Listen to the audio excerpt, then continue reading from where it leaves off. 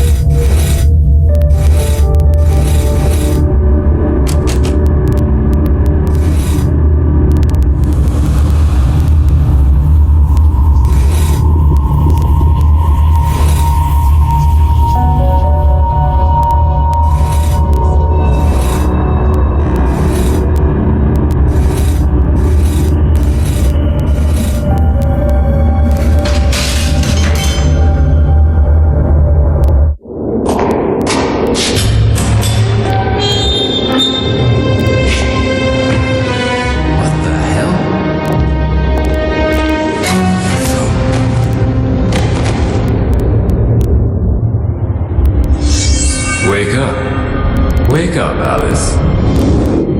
Look, I'm glad you followed the breadcrumbs, Mr. McPherson. I wanted you to witness my latest masterpiece.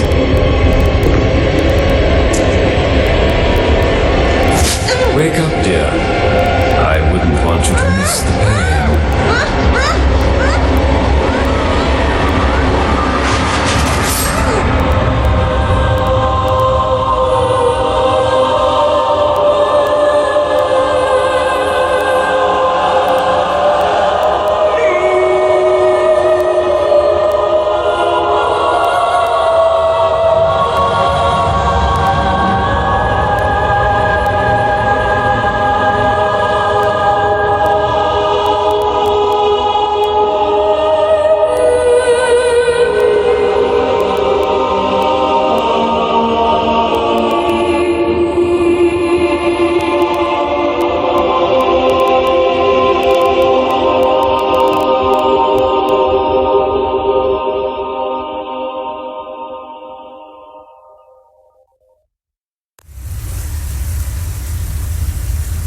This painting is called Death Do Us Part.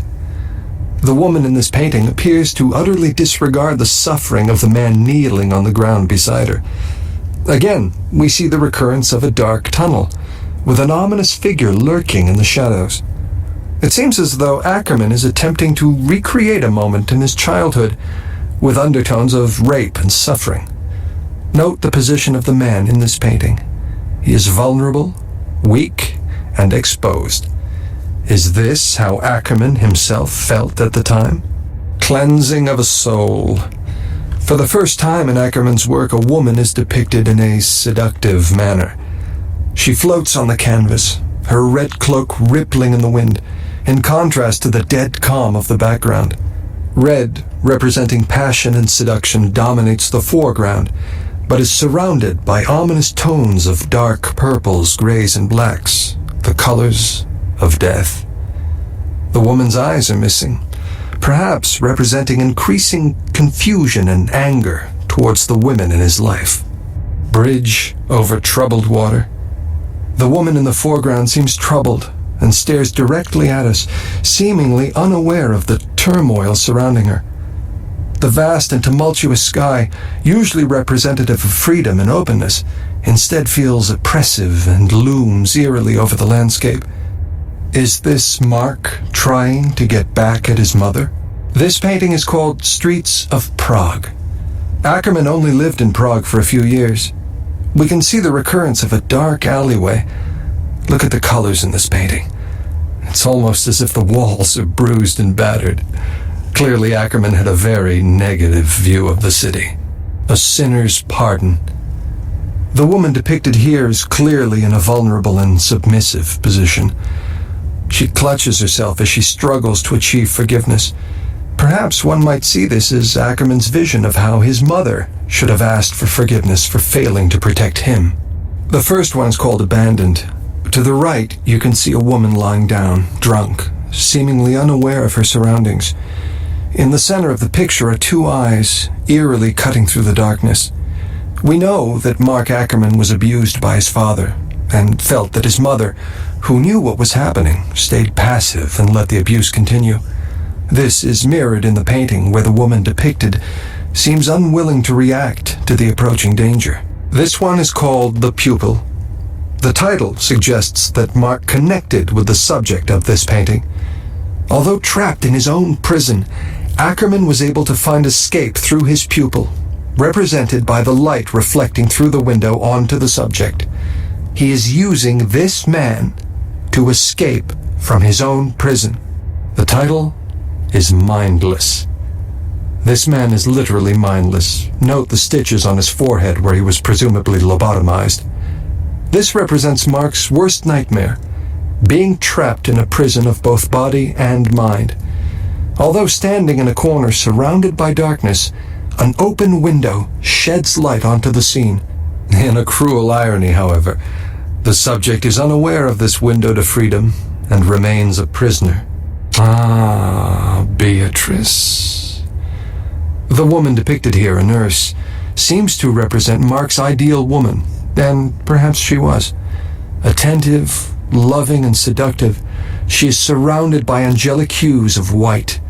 Her skin tone is rich and alive, in contrast to his earlier works.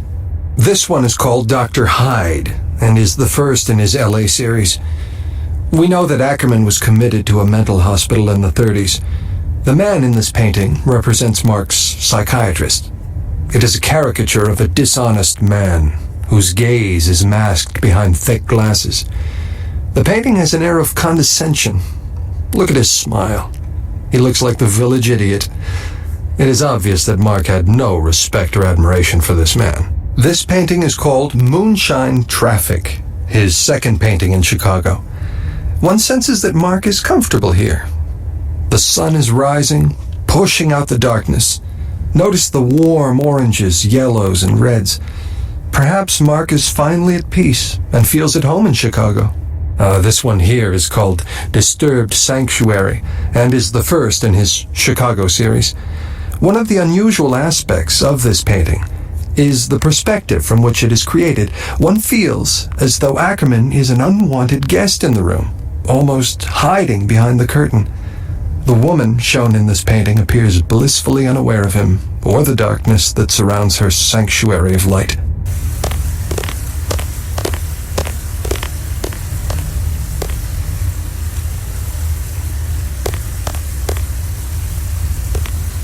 Mia, do you feel up for a few questions? Sure. Can you tell me, is this you in the picture? Yes, it is. Where and when was it taken? I don't remember anyone taking a picture of me at that party. It was a rave in an abandoned warehouse somewhere. It was a few weeks ago. Who were you with? I was with... Sorry, Mia. Stephanie was with you. Yes. How did you meet Stephanie? I met her at work. So you, Cynthia, and Stephanie worked at the club? Yes. Who's the fourth girl? I don't know her real name. She was known as Queen of Secrets. The rule was never to give our real names to the clients or to the staff. But me, Steph, and Cynthia didn't respect the rule. We often partied. We got pretty close. But she respected the rule and never mixed with us. You were Lady Temptation. Yes, and Steph was Baroness of Blood and Cynthia Mistress of Pain. What went on at the club? Well, Queen of Secrets would host the clients in the room with 4 statues. The clients would change their clothes. Change their clothes? Yes. They would put on Victorian-style cloaks with top hats, and they would wear masks. Masks? Yes, it was a rule never to know their true identity. These men were probably rich and powerful. It was to prevent us girls from blackmailing the clients. Plus, it heightened their experience with all the role-playing possibilities. It put them at ease to know that we didn't know them. The money was absolutely insane. Thanks, Mia. I want you to stay with Richard for a while, because I might have more questions for you. Is that all right with you? It's no problem.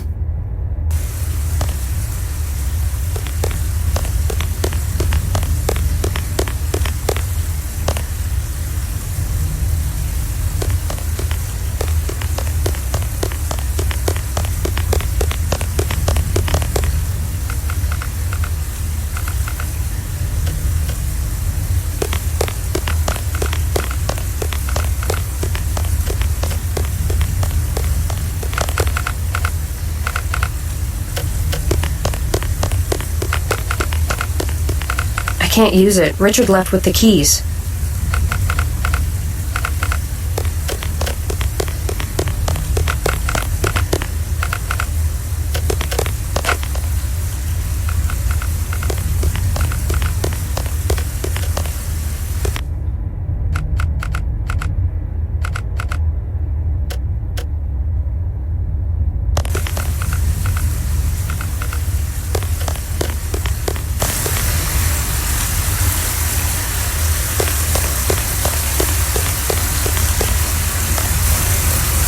I don't need that. I don't need that.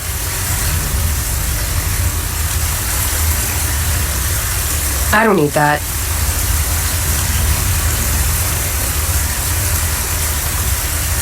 I don't need that. I don't need that. I don't need that. I don't need that. I don't need that.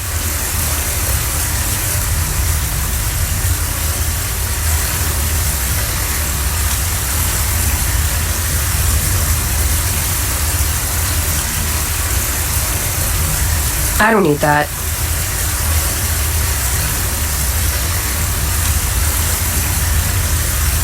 I don't need that.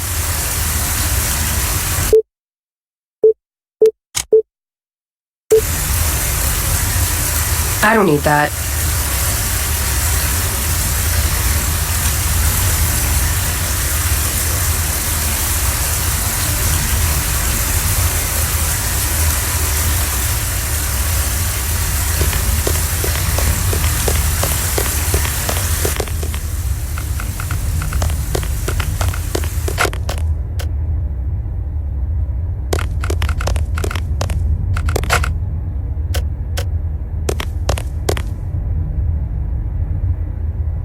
Do you have any more information about Mark Ackerman? All I have is a book that the Department of Fine Arts printed. May I have a copy? Sure, honey, it's on the presentation stand in the center of the exhibition. Why the sudden interest? It has something to do with my case. What? In what way?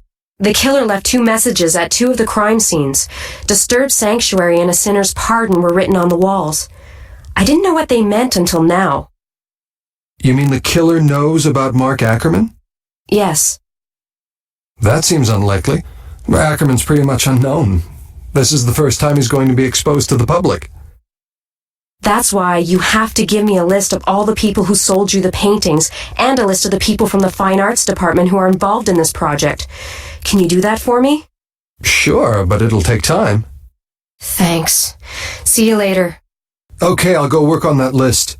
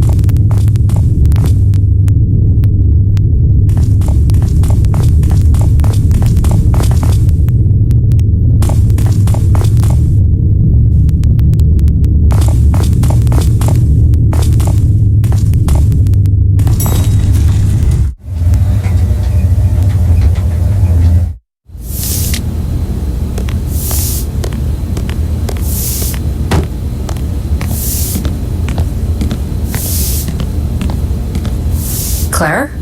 What are you doing here? Why do I have the feeling I just caught you with your hand in the cookie jar? I just came up here to get some blank report sheets. I'm all out downstairs, and there you are. Claire, what's your level of clearance? Level 2. Oh no. Please don't tell me you were trying to find files using my name. Oh, I found them. I just can't access them. It's level 4 clearance only. Oh, I'd love to read them. Don't tell me you have a lead. Actually, I might have one, yes, but I won't go into details just yet. I've been taught to never give any details before you have all the facts. Oh, really? Who's the idiot that taught you that? You did it at Quantico. Remember? Yes, I remember. Anyways, I really need to get my hands on those files. Clearance 4, huh? I know one person who has that level of clearance, Todd. We never had this conversation, and I certainly never said that you could try the computer in his office instead of trying to get me in trouble. Victoria? Uh-oh. You never call me Victoria unless it's serious. You usually cut corners, I know, but why do something that might actually cost you your job? Because I feel responsible for Stephanie's death. Okay, now how is that possible?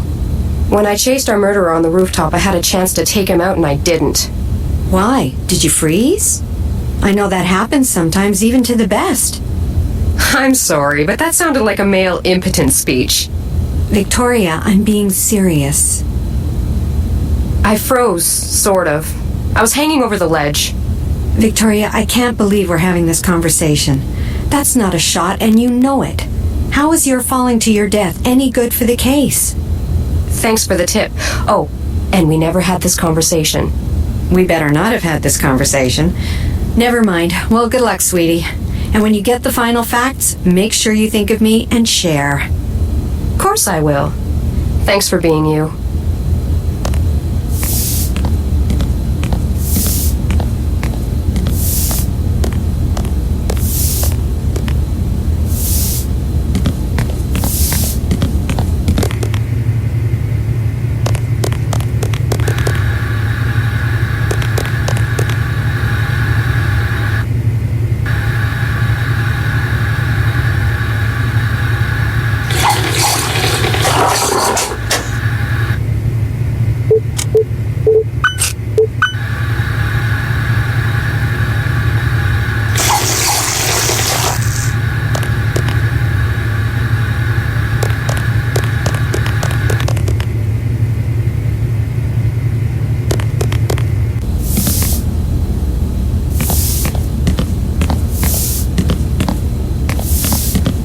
I'm sorry, but I made a terrible mess at the coffee machine.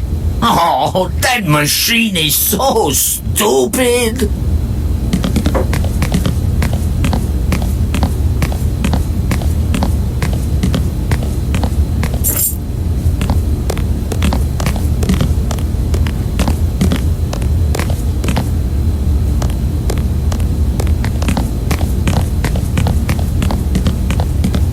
The boss's office. It's locked, of course.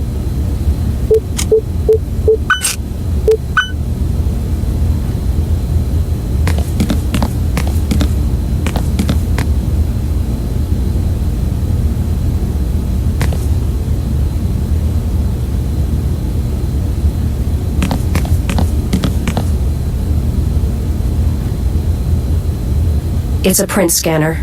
I need one of Todd's prints.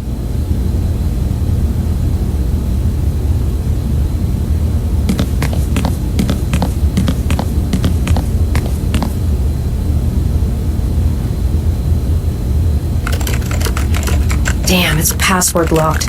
I need to go directly to the archives downstairs.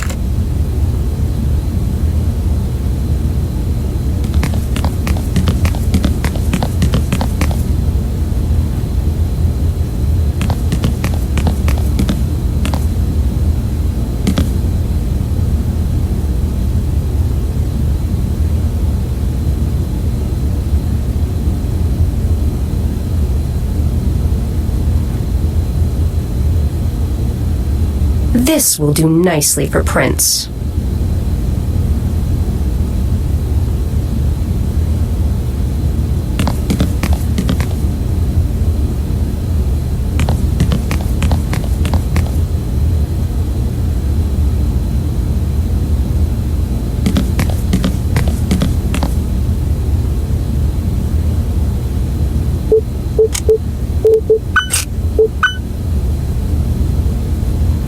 It's already activated.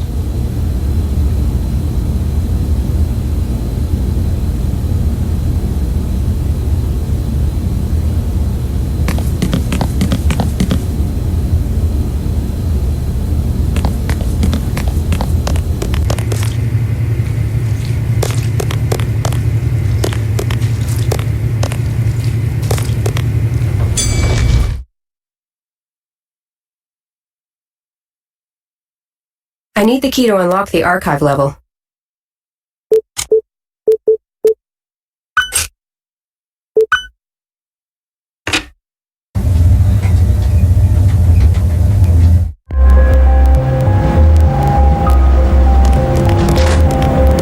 This door leads to the bomb squad room. It's electronically locked. Maybe if I jolt the circuits, it will open.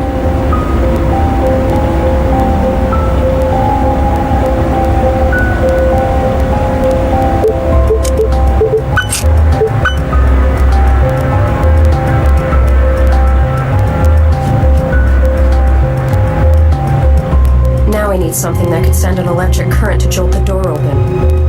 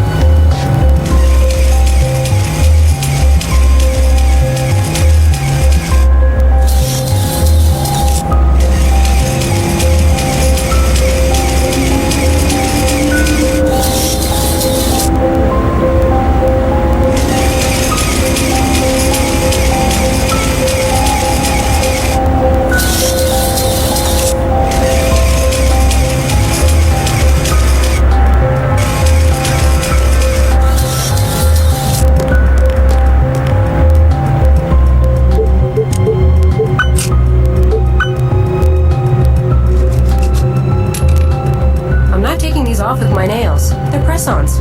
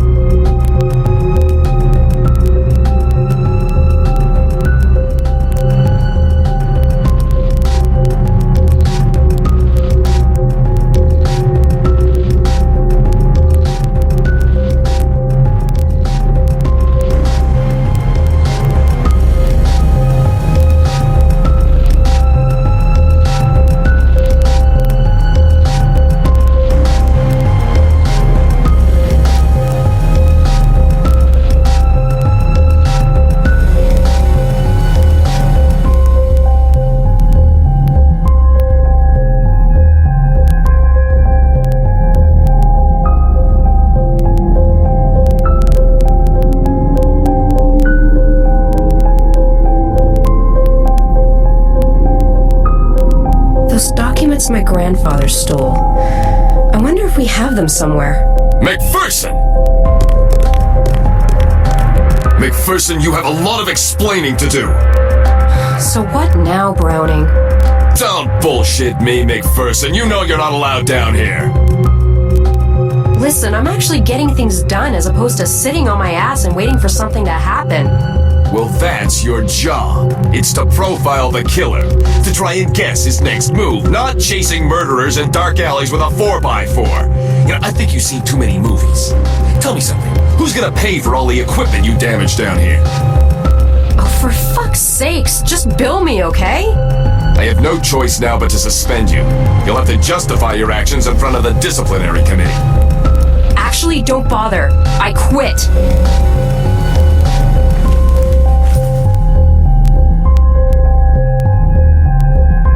Oh, that's just what I expected from you. A quitter. You're nothing but a little rich girl who, when she doesn't get things her way, just quits. Fuck you, Browning. You don't know me. Maybe, but I know you're not getting away with this.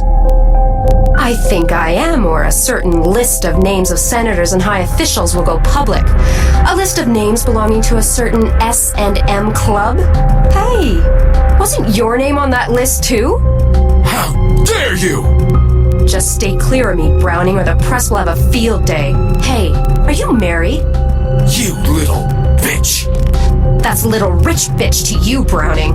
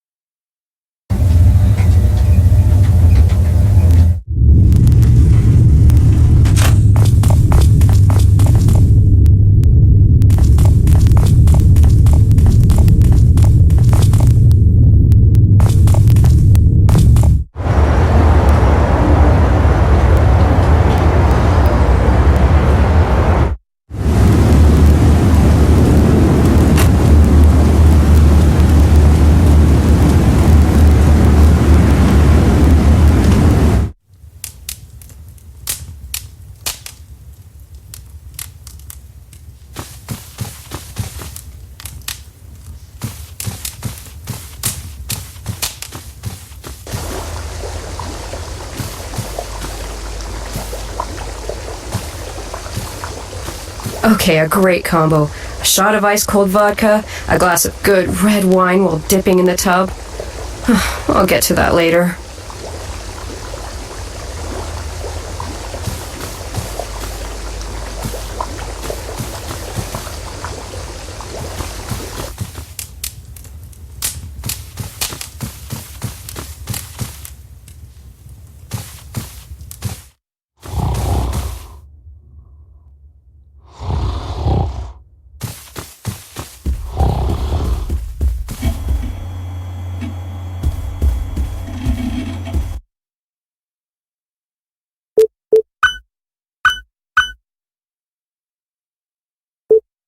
There's a lump here. I need something sharp to cut through, but I don't want to damage the painting.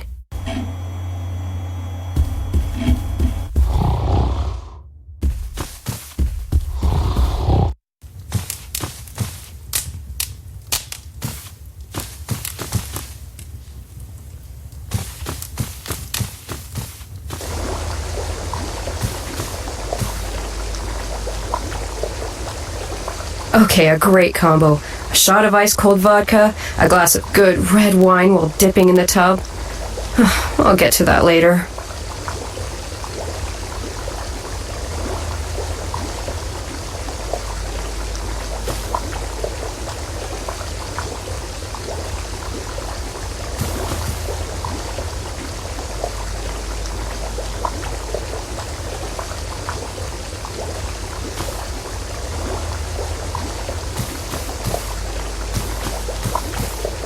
Okay, a great combo.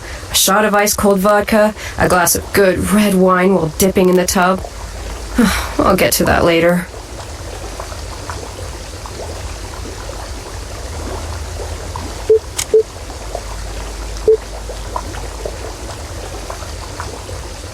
Okay, a great combo.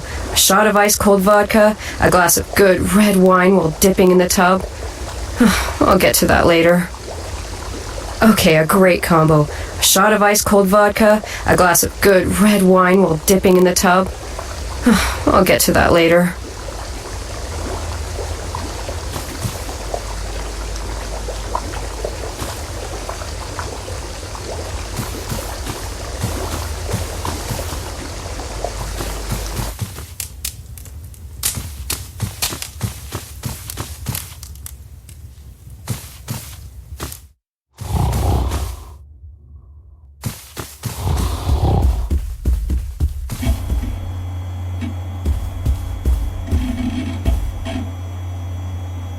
One of my grandfather's old paintings. It's from when he was in Paris, I think. One of my grandfather's old paintings. It's from when he was in Paris, I think.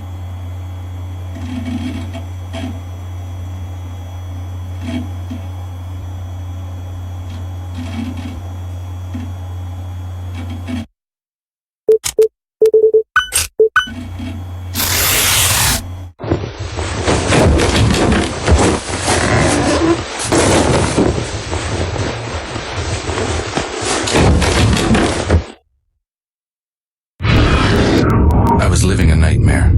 Edith's suffering had just ended, and mine was only beginning. I took to the streets, blinded by sorrow.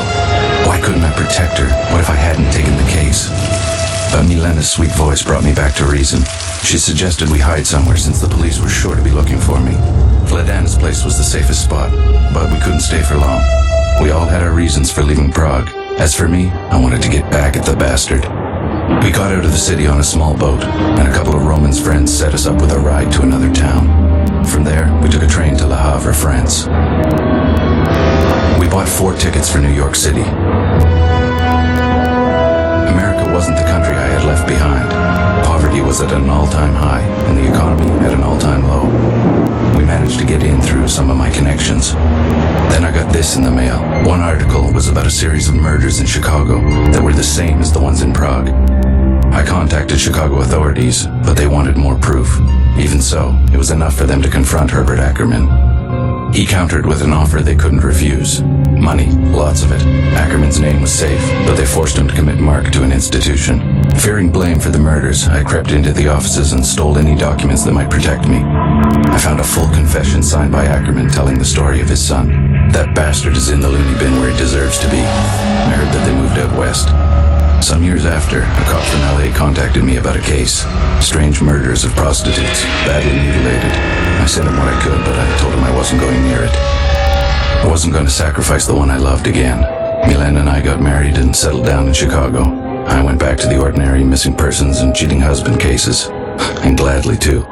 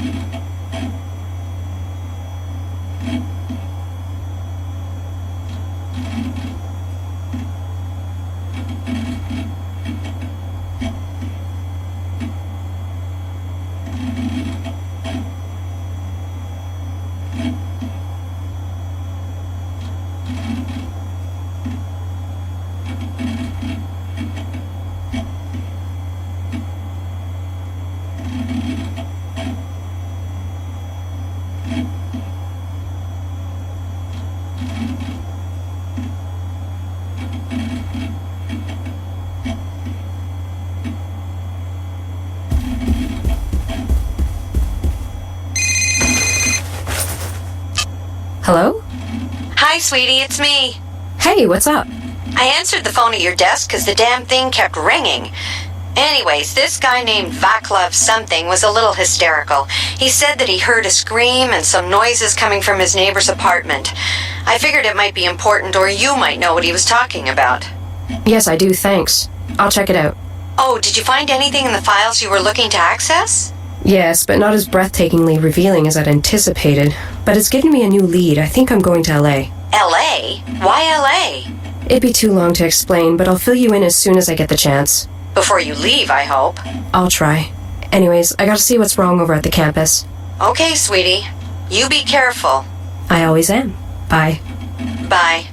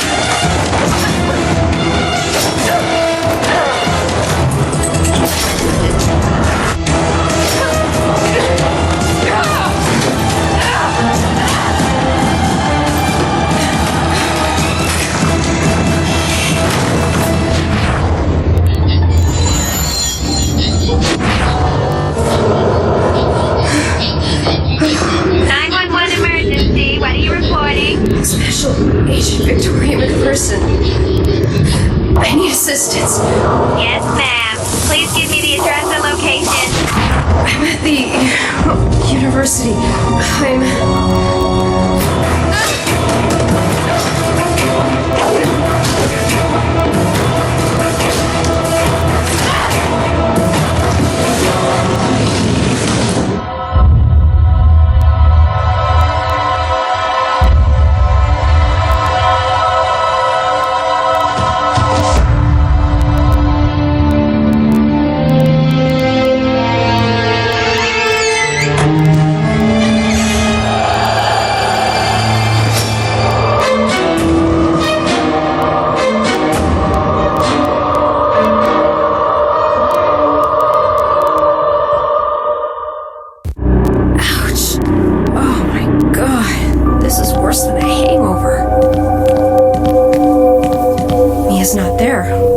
She might still be alive.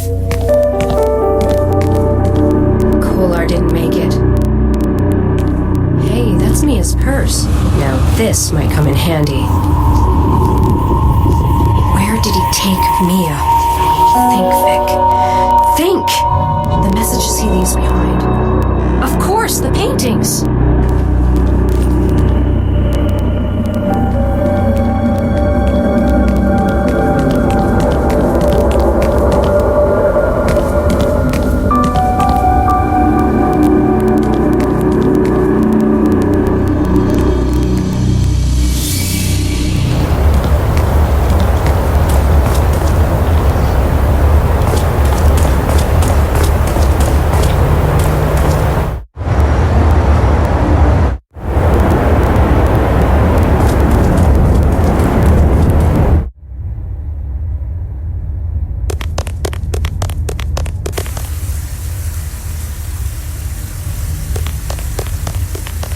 This one was already copied by the killer. It was the fourth victim, Natalie Kenworth. She was found in the sewers.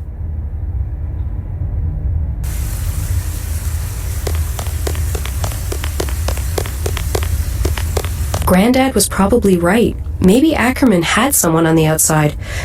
That's what I'm going to find out when I go over there.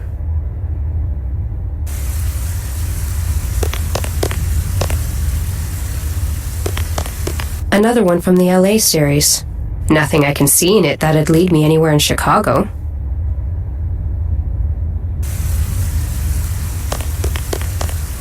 Probably from the mental institute in LA.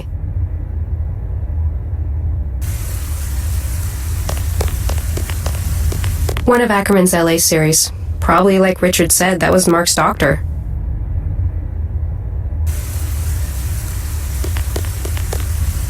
Another one from the Chicago series. That's probably in the harbor.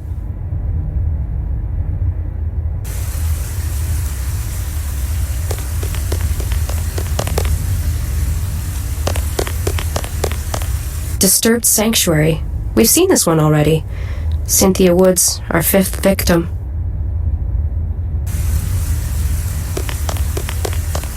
That's Ackerman's masterpiece, as he once said to my granddad. I don't think our killer has gone as far in his sick, twisted game yet.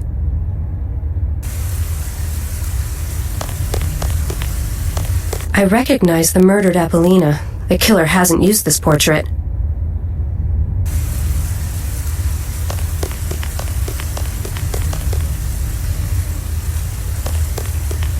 This is a murder portrait, and our killer hasn't used it yet.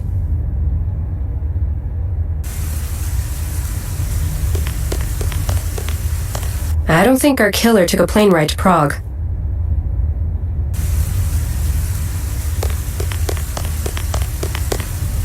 The killer depicted this painting already. Poor Stephanie.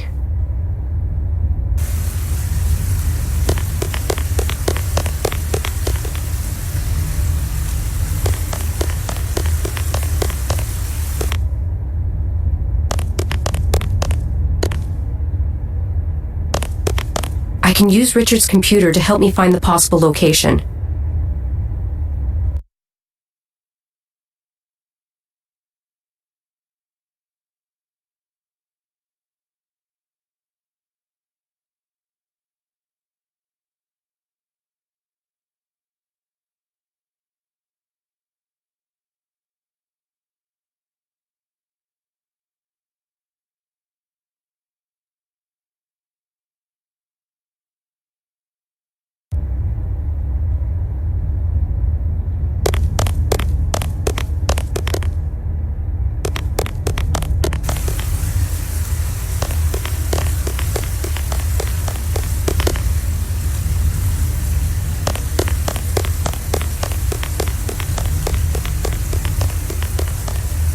This is a murder portrait, and our killer hasn't used it yet. That must be the Charles Bridge.